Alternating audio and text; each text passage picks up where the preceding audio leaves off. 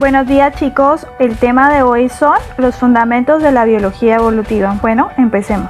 La biología evolutiva es una rama de la biología que estudia la descendencia de todos los seres vivos a partir de un ancestro común, los procesos de especiación y los cambios de las poblaciones a través del tiempo. Esto quiere decir que se basa en el concepto de evolución, según el cual los seres vivos sufren transformaciones a través de las generaciones y pueden originar nuevas especies que generalmente se definen como un conjunto de organismos o poblaciones naturales capaces de reproducirse entre sí y dejar descendencia viable. Cuando se acumulan suficientes cambios en una población a través del tiempo y sus miembros no pueden cruzarse con los individuos de otras poblaciones que inicialmente hacían parte de la misma especie, el proceso evolutivo conduce a la especiación o a la aparición de nuevas especies. Ahora vamos a conocer un poco de la historia de la biología evolutiva. La enorme variedad de seres vivos que hay en la Tierra siempre ha intrigado y maravillado a las sociedades y científicos de todos los tiempos. Las teorías planteadas acerca de su origen y evolución han variado de acuerdo con los adelantos científicos y tecnológicos de la época. Durante mucho tiempo, los científicos aceptaron la idea de que las especies permanecían fijas e inmutables en el tiempo. Esta teoría, llamada fijismo, era acentuada por la posición de que la Tierra no tenía más de 10.000 años. Así se pensaba que las especies habían existido siempre desde la creación del universo. Esta creencia inició desde la antigua Grecia con grandes filósofos como Platón y Aristóteles, aunque con algunas modificaciones. Hasta mediados del siglo XIX y a medida que la religión católica aumentó su poder en las culturas occidentales, el fijismo se transformó en creacionismo, que sostenía que todas las especies habían sido creadas por Dios y hasta entonces habían permanecido sin cambiar. El fijismo fue apoyado por muchos naturalistas, entre los más destacados fue Linneo, que durante el siglo XVIII y XIX fue considerado como el padre de la taxonomía, ciencia que se encarga de la clasificación de los organismos, y que más adelante iba a ser una herramienta para que Charles Darwin desarrollara la teoría de la evolución. A pesar de que el creacionismo fue aceptado hasta mediados del siglo XIX, hacia finales del siglo XVIII ya varios naturalistas creían que la evolución cambiaba a los seres a medida que el ambiente cambiaba. Vamos a ver un poco entonces de historia. Vamos a empezar con el señor Nicolás Steno en el siglo XVII. Él estudiaba la naturaleza y le encantaba revisar fósiles y animales actuales por medio de disecciones, lo que lo llevó a concluir que los fósiles eran en realidad organismos que habían sido enterrados durante las catástrofes como el diluvio universal. Más adelante, en el siglo XVIII, el conde de Beaufort, Georges Louis Leclerc, propuso que las especies variaban a través del tiempo. Él argumentó que dentro de las criaturas creadas por Dios habían familias menores que habían sido concebidas en realidad por la naturaleza y por los cambios que sufrían a través del tiempo. El señor James Hutton en el siglo XVIII propuso teoría del uniformismo, según la cual la Tierra habría sido moldeada por procesos lentos y graduales. Esto le permitió concebir la idea de que la Tierra sí tenía historia y que los cambios eran normales a lo largo del tiempo. Erasmus Darwin en el siglo XIX fue el abuelo de Charles Darwin. Él influyó mucho en los pensamientos de su nieto, pues él sugería que las especies tenían conexiones históricas entre sí, es decir, había una relación de antepasados y descendientes, que los animales también podían cambiar en respuesta a su ambiente y que su descendencia podía heredar estos cambios. El señor Jean-Baptiste Lamarck, en el siglo XIX, pensaba que las especies se transforman en otras continuamente. Entonces, esto lo llevó a proponer el transformismo, o conocido también como lamarckismo, basado en un principio básico: la herencia de los caracteres adquiridos.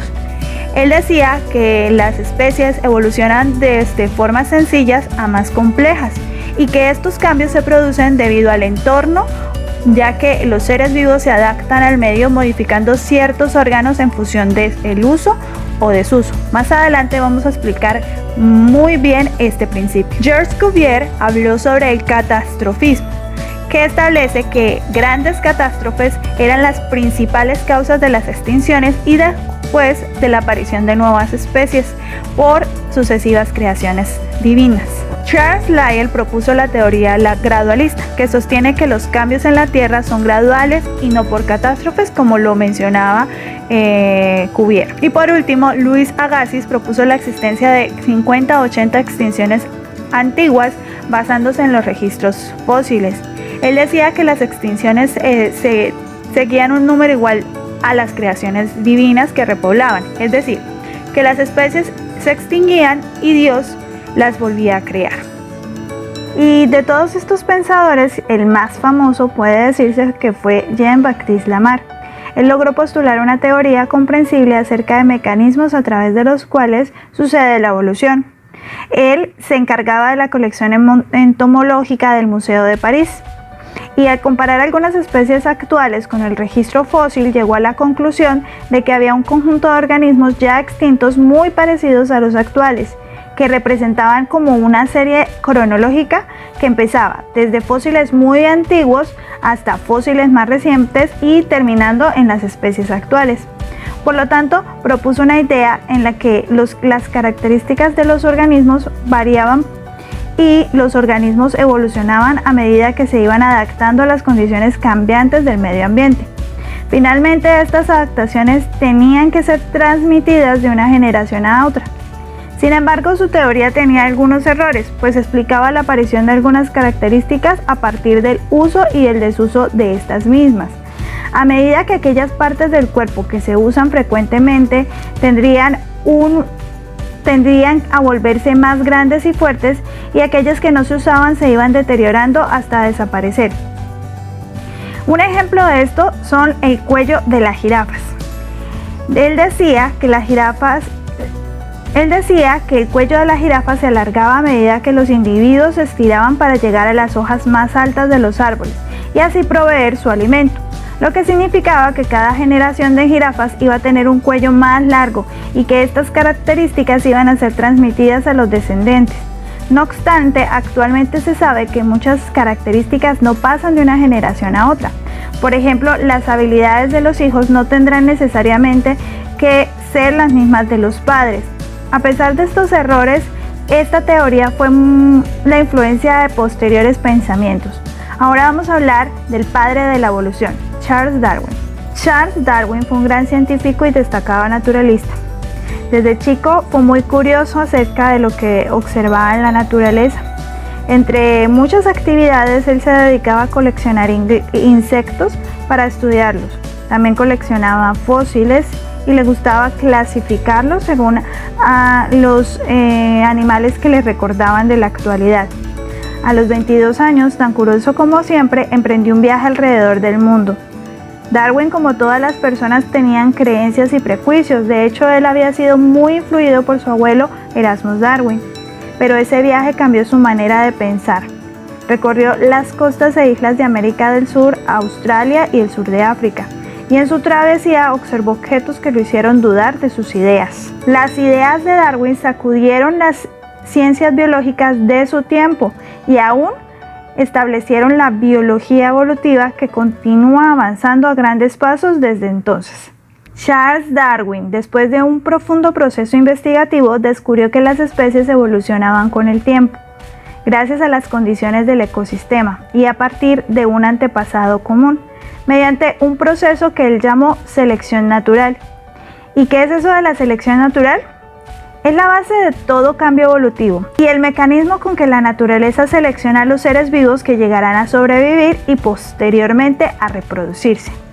Cuando la selección natural favorece las características de una especie en el tiempo y las generaciones, puede dar lugar a la transformación de una nueva especie o diferentes especies con características mejoradas. A pesar de sus viajes por el mundo, fue una visita específica al archipiélago de Galápagos lo que lo dejó maravillado por su fauna y flora y lo llevó a hacer un detallado análisis de las diferencias y similitudes de un grupo de pequeñas aves terrestres llamadas pinzones, que luego se convertirían en ícono de la evolución, incluso recibiendo su nombre, pinzones de Darwin. Sus estudios llegaron a determinar cómo las diferentes especies de pinzones habían ido transformándose en respuesta a los cambios ambientales y a los alimentos. Por ejemplo, semillas más blandas o semillas más duras, el permanecer en los árboles o en las rocas, entre otras características. Todo esto a través de la selección natural. La teoría del científico inglés nos heredó dos tesis fundamentales. Primero, las especies derivan de un ancestro común y con el transcurso del tiempo las especies fueron acumulando cambios. Y la segunda, que a través de la selección natural solo los individuos mejor adaptados logran sobrevivir y reproducirse, dejando descendientes con características similares. Estas tesis causaron un evento sísmico en el pensamiento moderno, mostrando al ser humano como una especie más entre las muchas que evolucionan en nuestro planeta. La síntesis moderna de la evolución. A pesar de la coherencia en el pensamiento de Darwin y de la aceptación que tuvo cuando publicó su libro El origen de las especies, su teoría carecía de una explicación acerca de cómo los organismos heredaban las características, ya que en ese momento no se conocía la existencia de los genes. Gracias a los aportes de la genética moderna, hoy se sabe que la variabilidad tiene base en el genoma de los organismos. A comienzos del siglo XX, algunos científicos como Ronald Fisher y Theodosius Dobzhansky integraron la teoría de la herencia propuesta por Mendel años atrás y la teoría de la evolución propuesta por Darwin, y dieron origen al conjunto de estas dos teorías y la llamaron como teoría sintética de la evolución o neodarwinismo. Esta teoría surgió en medio del estudio de la evolución de las poblaciones y propone como motores del cambio evolutivo a la mutación o el cambio en los genes, la recombinación genética y la selección natural. También rechaza rotundamente el lamarckismo al no aceptar la idea de la herencia de los caracteres adquiridos y plantea 4 tesis básicas. La primera, la variabilidad genética se origina por mutación en los individuos con reproducción asexual y por recombinación en aquellos con reproducción sexual. La selección natural actúa sobre los individuos al favorecer una característica sobre otras y en consecuencia la variabilidad genética. La selección natural genera cambios en el conjunto de alelos, es decir, en las variantes de un gen de una población. Y las poblaciones evolucionan, no los individuos. En resumen, la principal diferencia entre el darwinismo y el neodarwinismo consiste en que el neodarwinismo explica los mecanismos genéticos responsables de las variaciones entre los individuos de una misma especie y rechaza de manera determinante los postulados lamarckistas. Listo chicos, entonces el tema de hoy termina acá. No olviden responder las actividades anexas al video. Un abrazo.